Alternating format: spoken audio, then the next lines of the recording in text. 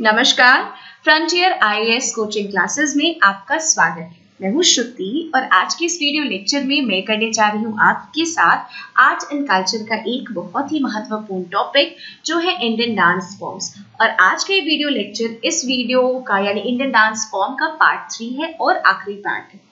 अब तक के 2 पार्ट्स में हम लोगों ने डिस्कस किया था क्लासिकल डांसेस के बारे में और क्लासिकल डांसेस में भी हम लोगों ने 6 क्लासिकल डांस कंप्लीट कर लिए थे। आज हम लोग 2 रिमेनिंग क्लासिकल डांस यानी कि कथक और सत्रिय के बारे में बात करेंगे। तो आइए हम लोग शुरुआत करते हैं। तो सबसे पहले हम लोग शुरुआत करेंगे कथक से। तो कथक के बारे में सबसे पहली चीज जो आपको पता होनी चाहिए कि ये एक ट्रेडिशनल डांस है यानी कि एक परंपरागत नृत्य है। कहाँ का? तो उत्तर प्रदेश का। कथक शब्द, आखिर ये कथक शब्द आया कहाँ से? तो इस कथक शब्द का जो उत्पत्ति हुई ये आपके कथिका नामक शब्द से हुई जिसका अर्थ होता है स्टोरी टेलर्स यानी कि कहानी कहने वाले।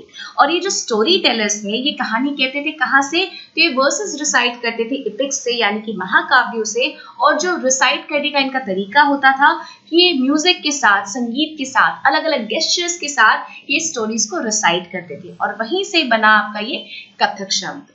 अब अगर कथक की कॉस्ट्यूम की अगर हम लोग बात करें तो इसमें आपको पर्शियन स्टाइल का इन्फ्लुएंस देखने को मिलेगा। जनरली जो आपके कॉस्ट्यूम होते हैं वो आपके टाइट फिटिंग चूड़ीदार होते हैं और पायल होते हैं। 20th सेंचुरी में कथक के रिवाइव करने का यानी कि कथक जो डांस है इसको लोगों के बीच में पॉपुलराइज करने का क्रेडिट जो है वो जाता है लेडी लीला शोके को। इन्होंने ही कथक डांस को रिवाइव किया 20th सेंचुरी में और लोगों के बीच में लेके आए, उसके बीच में पॉपुलराइज किया। कथक के इंपॉर्टेंट फीचर्स क्या हैं? तो सबसे पहला आपको ये पता होना चाहिए कि जो हमारा हिंदुस्तानी स्टाइल ऑफ म्यूजिक है यानी कि हिंदुस्तानी जो संगीत शैली है वो आपके जो कथक डांस है वो बहुत ज्यादा करीब से जुड़ी हुई है और इसी के कारण बहुत अलग अलग तरह के घराने आपको देखने को मिलते हैं कथक डांस में। और उनमें से जो 3 बहुत ही प्रसिद्ध घराने हैं वो है आपका बनारस घराना, जयपुर घराना और लखनऊ घराना। ये 3 इंपॉर्टेंट घराने हैं कथक डांस के। आगे बात करते हैं। अगर इस डांस की हम लोग खासियत बात करें, हर एक डांस फॉर्म की कुछ ना कुछ की पॉइंट होती है। किसी की ज्वेलरी बहुत खास होती है, किसी का जो फुटवर्क का जो मूवमेंट है, किसी में मुद्रा बहुत खास होती है, किसी में लय पे ज्यादा जोर दिया जाता है। तो हर एक डांस की अपनी एक खासियत होती है। कथक की जो खासियत है वो है उसका इंटीग्रेट ग्रियोट्स एंड फुटवर्क्स यानी जो कथक में जो चक्कर लगाया जाता है या उसके जो पद संचालन उसमें होता है, ये दोनों बहुत ही खासियत होती है कथक डांस के लिए और इसी के लिए कथक डांस को जाना जाता है। जुगलबंदी एक बहुत ही इंपॉर्टेंट फीचर है कथक डांस का।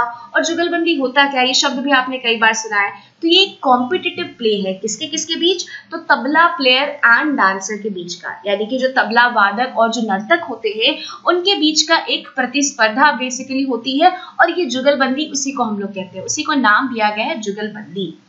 पदंत ये भी एक बहुत ही स्पेशल फीचर है कथक का जिसमें कि जो डांसर है वो खुद ही अपने बोल रिसाइट करते हैं, उसी बोल का पार्ट वो खुद करते हैं और फिर उसको करके दिखाते हैं, उसको डेमोन्स्ट्रेट भी वो खुद करते हैं।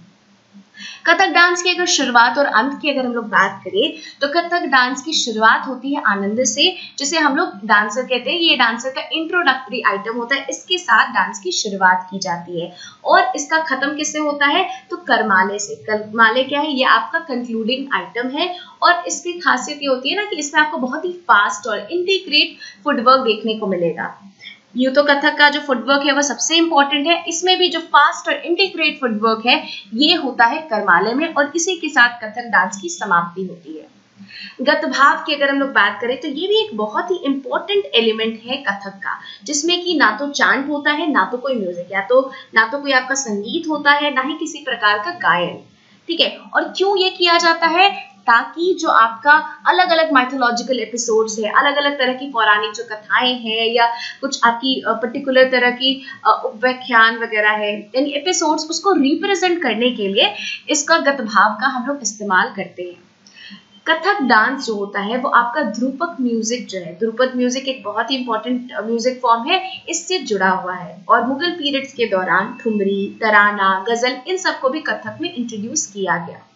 अगर हम लोग साउथ इंडिया के किसी डांस के साथ कथक को कंपेयर करना चाहें तो ये डांस जो है वो काफी ज्यादा मिलता जुलता है हरी कथा या फिर कथा कलाक्षेपम से। ये एक साउथ इंडिया का डांस है और इस डांस में और कथक में काफी ज्यादा सिमिलैरिटी देखने को मिलती है।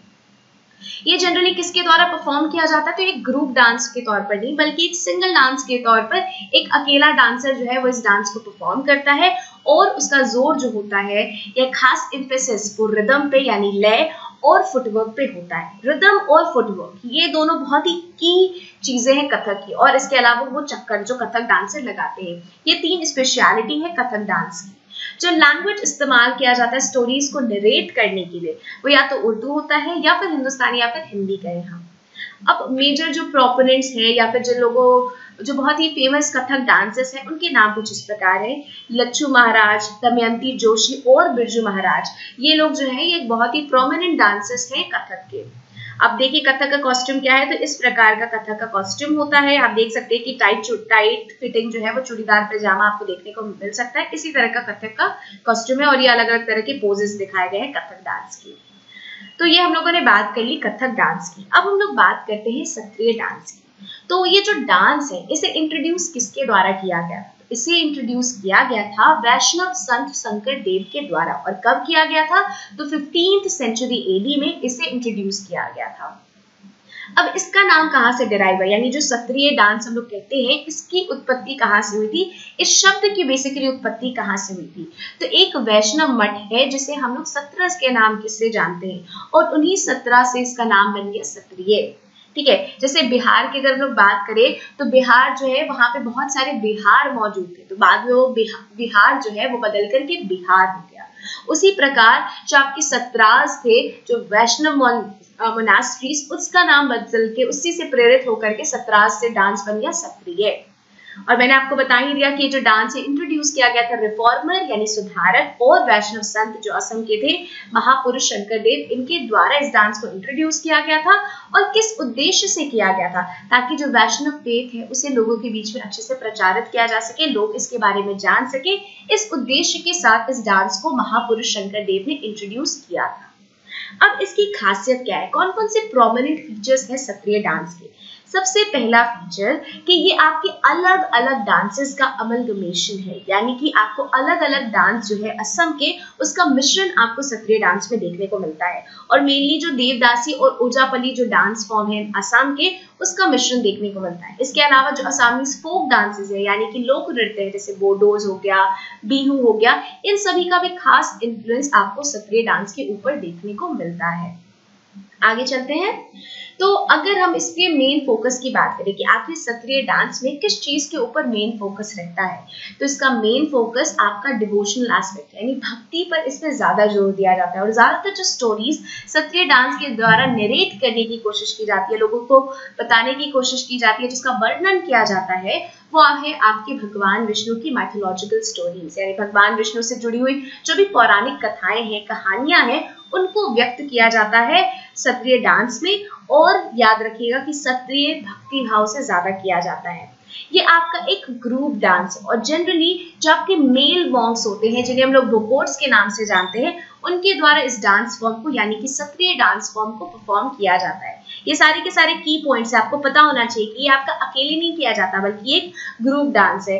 और ये मेल मॉन्क्स जिन्हें हम लोग भोपोट्स के नाम से जानते हैं उनके द्वारा ये डांस किया जाता है। म्यूजिक के लिए जो इंस्ट्रूमेंट हम लोग इस्तेमाल करते हैं सत्रिय डांस में वो है आपका फ्लूट और खोल। मेन फोकस इस पे किस पे होता है, तो इसका जो मेन जोर है वो आपका फुटवर्क पे दिया जाता है, डांस के पोस्चर्स पे, और जो आपकी रिदमिक सिलेबल्स होते हैं ना, इन तीनों चीजों पर फोकस किया जाता है, फुटवर्क, डांस पोस्चर्स और रिदमिक सिलेबल्स के ऊपर।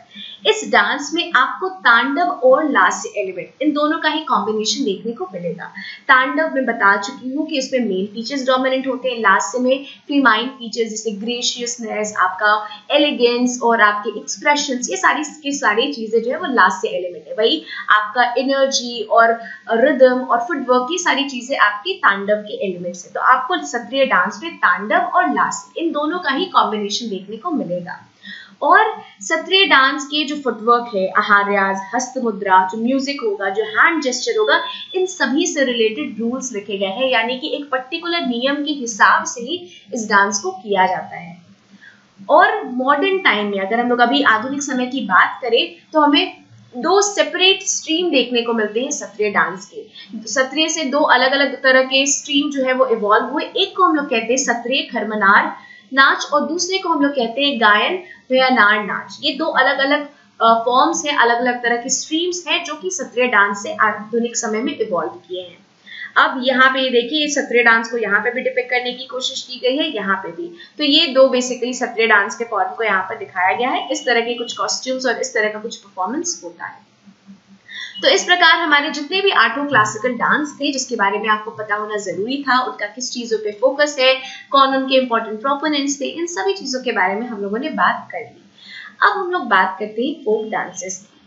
ठीक है, तो फोक डांसेस की अभी तक जितने भी क्लासिकल डांसेस थे, ये आप ध्यान रखिएगा, क्लासिकल डांसेस को हम लोग हिंदी में शास्त्रीय नृत्य कहते हैं। तो शास्त्रीय नृत्य जो है वो हमेशा आपके शास्त्रों पर आधारित होते हैं। जैसे नाट्य शास्त्र जो है उसमें जो रूल्स एंड रेगुलेशंस लिखे गए हैं उसके अनुसार उस डांस को किया जाता है। और ये डांस अपने आप नहीं किया जा सकता, इसके लिए आपको प्रॉपर ट्रेनिंग लेनी होती है, तब जाकर के आप जो क्लासिकल डांस है उसको कर पाएंगे। लेकिन फोक डांस इनसे अलग है। फोक डांस वैसे डांस होते हैं जो कि लोकली डेवलप होते हैं, यानी किसी पर्टिकुलर प्लेस पे उनका जन्म होता है और इनमें किसी भी प्रकार के कोई रूल्स रेगुलेशंस नहीं होते। जिस प्रकार क्लासिकल डांस में एक सर्टेन नियम होते हैं जिसका आपको पालन करना होगा, फोक डांसेस में ऐसे कोई नियम नहीं होते। प्लस फोक डांस के लिए आपको किसी भी प्रकार की कोई फॉर्मल ट्रेनिंग की जरूरत नहीं होती। ये बहुत ही क्रूड होते हैं और ये बहुत सारे लोगों मासेस के द्वारा इसे प्रैक्टिस किए जाते हैं और ये अपनी जो इनहेरेंट इसकी ब्यूटी होती है, इनहेरेंट इसकी जो खूबसूरती होती है, ये उसको रिटेन करते हैं। और ये डांस जो है वो पीढ़ी दर पीढ़ी अपनी सिर्फ और सिर्फ कम्युनिटीज में ट्रांसफर होती है, यानी माँ से बेटी ने सीखा, बेटी से उसकी बेटी ने, और ऐसे करके। ठीक है, यानी एक कम्युनिटी के विदिन वो पीढ़ी दर पीढ़ी जो है वो पास होती है और ये सर्टेन लोगों के द्वारा ही रिस्ट्रिक्टेड है। क्लासिकल डांस तो आप देख सकते हैं कि ऑल ओवर इंडिया में फैला हुआ है और सभी लोग अलग अलग जगह के लोगों से परफॉर्म करते हैं। लेकिन जो फोक डांस है एक पर्टिकुलर कम्युनिटी, एक पर्टिकुलर क्षेत्र तक ही लिमिटेड होता है। उसका स्कोप बहुत ज्यादा, मतलब अलग अलग जगह के लोग उस डांस को परफॉर्म नहीं करते। वो एक पर्टिकुलर जगह की खासियत होती है और वहीं के लोगों के द्वारा किया जाता है और एक पीढ़ी से दूसरी पीढ़ी तक वो जो फोक डांस का जो ट्रेडिशन है वो आपका पास ऑन होता है। और देखिए लिखा है कि इसीलिए ये सर्टेन लोगों तक ही रिस्ट्रिक्टेड है, किसी भी तरह की फॉर्मल ट्रेनिंग या चीजें नहीं होती। और अगर हम लोग भारत की बात करें तो भारत में इतनी तरह की विविधताएं हैं, इतनी ज्यादा वेरिएशंस है, आपको हर तरह की चीजों में देखने को मिलती है। हर पग पग जाने पे आपकी भाषा चेंज हो जाती है, खान पान के तरीके, बोली, सब कुछ बदल जाती है। तो हमारे फोक डांसेस भी एक दो नहीं बल्कि बहुत सारे हैं। There are innumerable folk dances Bharat के, और उसमें से जो कुछ बहुत ही प्रसिद्ध डांसेस हैं, फोक डांसेस, उसके बारे में हम लोग बात करेंगे। तो पहले नाम जान लेते हैं। भारत के कुछ बहुत ही प्रसिद्ध फोक डांसेस के नाम कुछ इस प्रकार हैं: छऊ, डांडिया रास, गरबा, तरंग मेल, कालबेलिया, गंगौर या फिर घूमर कहते हैं, रासलीला, भांगड़ा या गिद्धा, चरबा, ज्वारा, दादरा, मटकी, अलकप, गौरमरिया, बिराहा, पाइका, झूमर, ये सारे के सारे कुछ बहुत ही फेमस फोक डांसेस हैं। इसके अलावा आपका डंडा जत्रा, बिहू, जट जटिन, थांगटा, रंगमा या फिर बैम्बू डांस कहते हैं, कुम्मी, सिंघी चाम, बुरकत्ता, मयलट्टम, बुट्टा बोमूला, काईकोटिकली, कोलकाली, परिचाली, पदायनी, भुट्टा अरंदेर, पाटा क्विंता, ये सारे के सारे जो है बहुत ही प्रसिद्ध लोक नृत्य के नाम है। अब इनमें से कुछ जो बहुत ही प्रोमिनेंट डांसेस हैं, फोक डांसेस, जिसके बारे में आपको पता होना चाहिए, उसके बारे में थोड़ा सा डिटेल में हम लोग बात करेंगे। तो हम लोग सबसे पहले शुरुआत करते हैं छऊ से।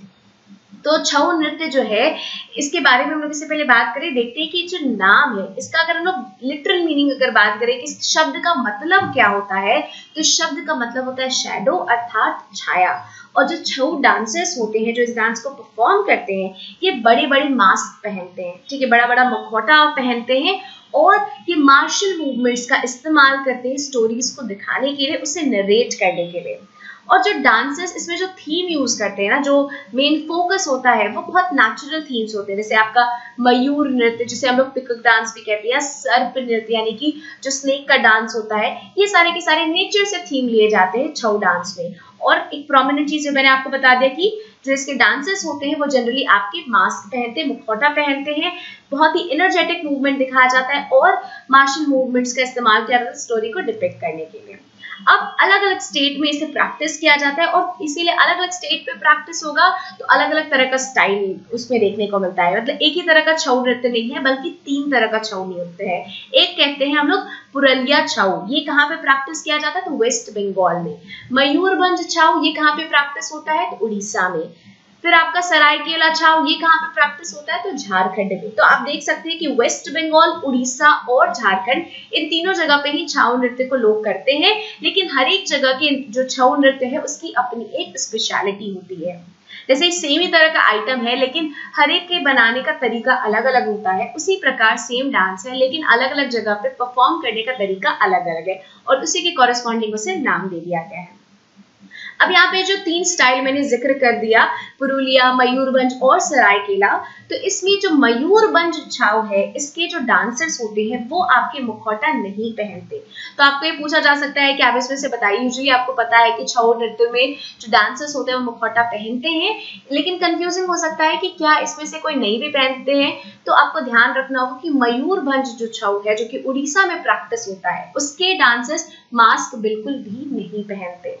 अब ये कहाँ पे लिस्ट है? तो ये जो यूनेस्को का लिस्ट है of intangible cultural heritage of humanity, ये यूनेस्को की एक लिस्ट है। इसके बारे में डिटेल से आपको आगे आने वाले वीडियो लेक्चर्स में बताऊंगी। तो आप अभी फिलहाल के लिए इतना जानिए कि UNESCO's list of intangible culture heritage of humanity in 2011 में इस डांस को शामिल कर लिया गया, छऊ नृत्य को शामिल कर लिया गया।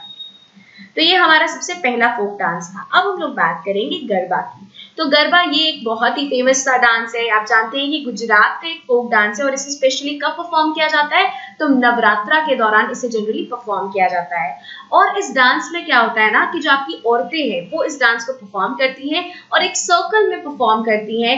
बीच में आपका मतलब जो गड्ढा खोद करके उसमें आपके लैंप जल रहा होता है, दीप जल रहा होता है और उसके चारों तरफ ताली बजाते हुए और एक पर्टिकुलर रिदम में इस डांस को किया जाता है। यहाँ पे देखिए इस फोटो में आपको दिखाया गया कि इस तरह के रंग बिरंगे पोशाकों में और एक बीच में आपका जो दिया जलते रहता है उसके आसपास लोग इस तरह का गरबा परफॉर्म करते हैं, ताली वाली बजाते हैं और रिदमिक मूवमेंट करते हैं। तो ये आपका गरबा है।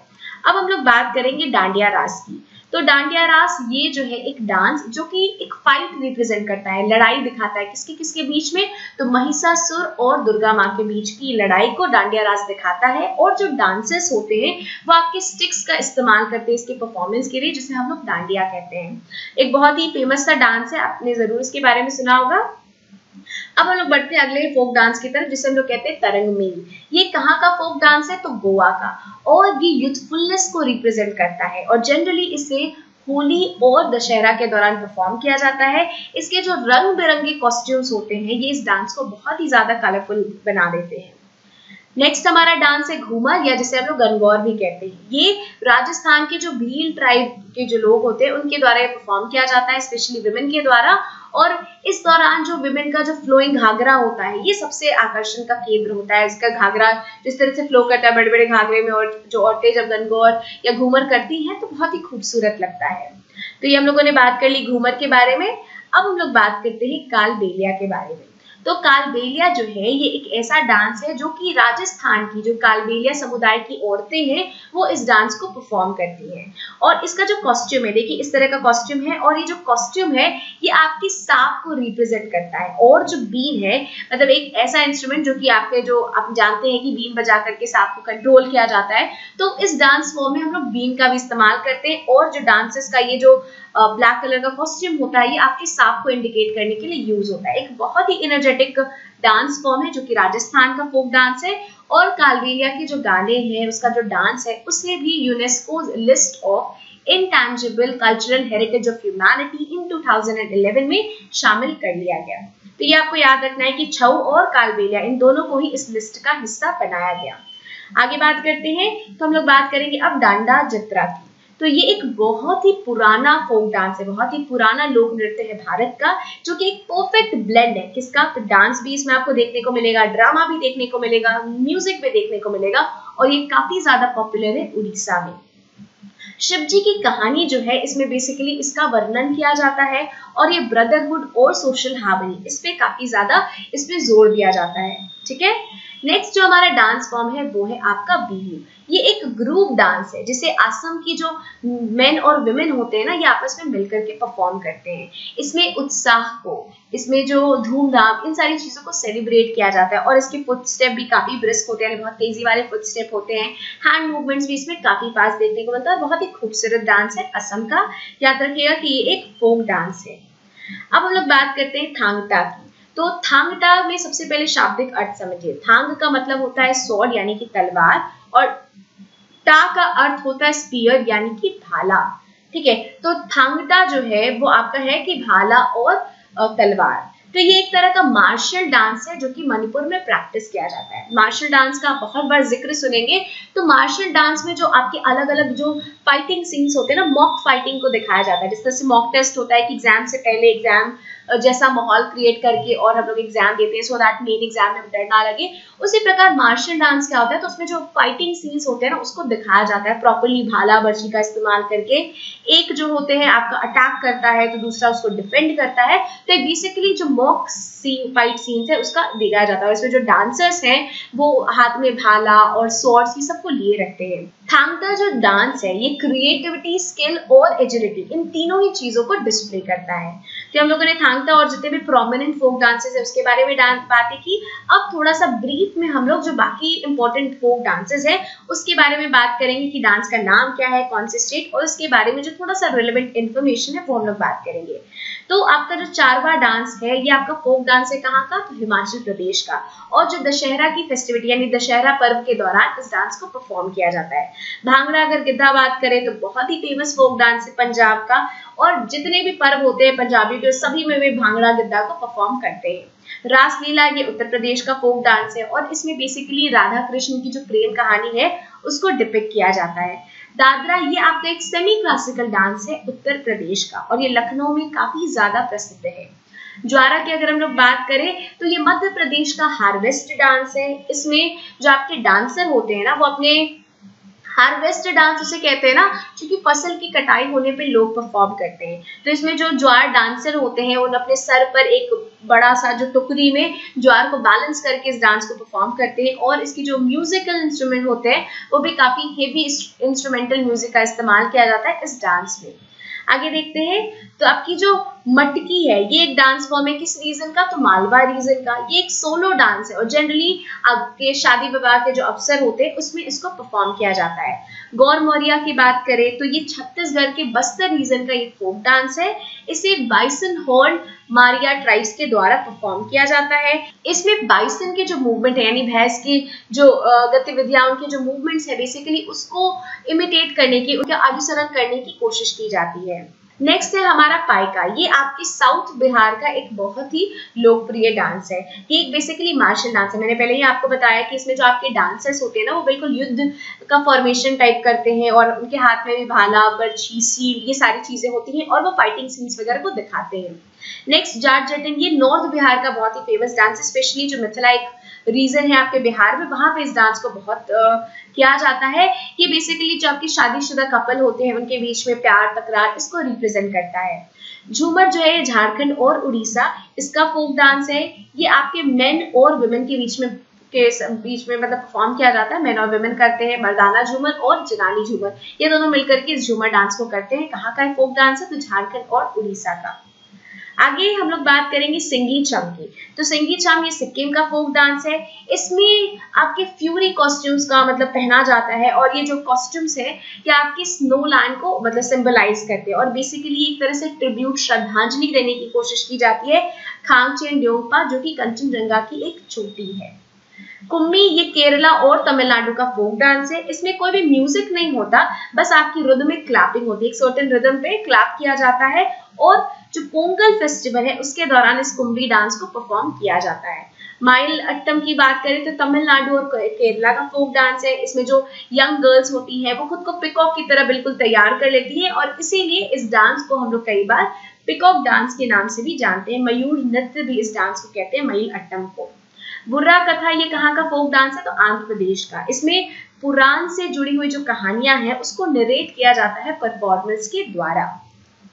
आगे हम लोग बात करेंगे रंगम या फिर बैम्बू डांस की। तो ये रंगम या फिर जो बैम्बू डांस है कहाँ का डांस है, तो नागालैंड का है। इसमें जो डांसर्स होते हैं ना वो बहुत ही ब्यूटीफुल, उनकी ज्वेलरी काफी अच्छी होती है, उनके कॉस्ट्यूम्स बहुत ही आकर्षक होते हैं, उनके हेड गेयर जो सर पे वो चीजें जो पहनते हैं वो काफी कलरफुल होते हैं और एक वॉर का फॉर्मेशन वो करते हैं। ठीक है, ऐसा लगता है कि वो युद्ध में जिस तरह से तैयार होता है ना, युद्ध टाइप, उसका अभिनय करते हैं।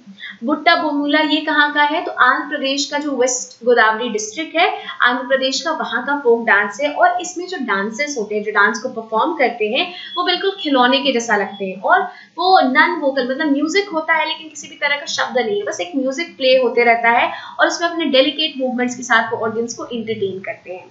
काईकोटाकाली ये आपके केरला का एक फोक डांस है जो कि ओनम के दौरान परफॉर्म किया जाता है।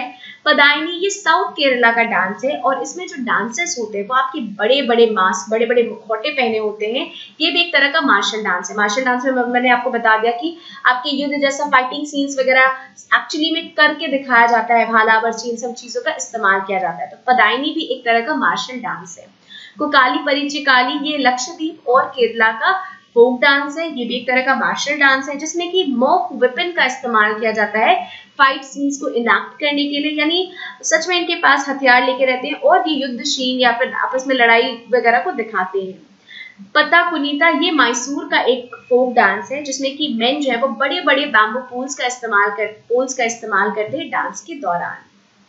तो ये हम लोगों ने बात की जितने भी इंपॉर्टेंट फोक डांसेस हैं उनके बारे में, हम लोगों ने आठों क्लासिकल डांस के बारे में डिटेल से बातें की। मैं उम्मीद करती हूँ कि आपको ये वीडियो लेक्चर पसंद आया होगा और डांस से रिलेटेड अब आपके मन में किसी भी प्रकार का कोई कंफ्यूजन नहीं हुआ होगा। ये बहुत सारी चीजें जो आर्ट एंड कल्चर में आपको जाननी होती हैं, बहुत कुछ एक्सप्लेनेशन नहीं होता बल्कि फैक्चुअल चीजें हैं। आपको ये पता होने चाहिए कि अच्छा कथक जो है वो आपका उत्तर प्रदेश से आया है, इसका शब्द यहाँ से, इसके ये इंपॉर्टेंट प्रोपोनेंट्स हैं, ये फेमस डांसेस हैं। तो ये सारी चीजें आपको थोड़ी मेहनत करनी पड़ेगी, बार बार चीजें रिवाइज करनी होगी, तब जाकर के आप इन सब चीजों के साथ और अधिक कंफर्टेबल हो पाएंगे। मैं उम्मीद करती हूँ कि मैंने जो अपनी तरफ से कोशिश की आपको चीजें बताने की, समझाने की, वो आपको पसंद आई होगी। वीडियो को अंत तक सुनने के लिए आपका बहुत बहुत शुक्रिया, धन्यवाद।